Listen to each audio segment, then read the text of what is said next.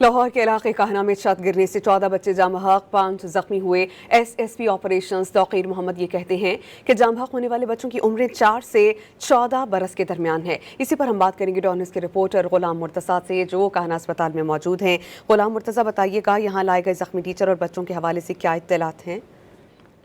जी, लाहौर के इलाके काना में एक अफसोसनाक वाक़या पेश आया। आज शाम के औकात में छत गिरने की वजह से 14 बच्चे जाँ बहक हुए।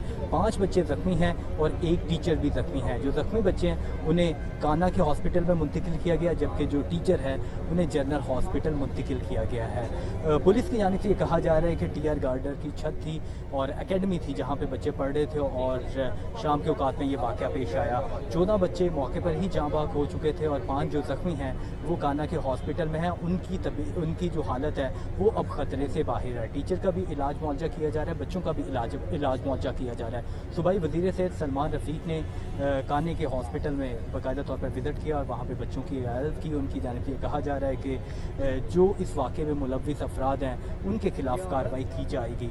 और शाम के औकात में बच्चे ट्यूशन पढ़ने के लिए एक घर में गए थे जहाँ पे ये वाक़या पेश आया। तो काना का ये इलाका है और तमाम जो बच्चे हैं उन्हें काना के हॉस्पिटल में मुंतकिल किया गया और जो टीचर है उन्हें जनरल हॉस्पिटल मुंतकिल किया गया। गुलाम मुर्तज़ा, बहुत शुक्रिया, हमें अपडेट कर रहे थे।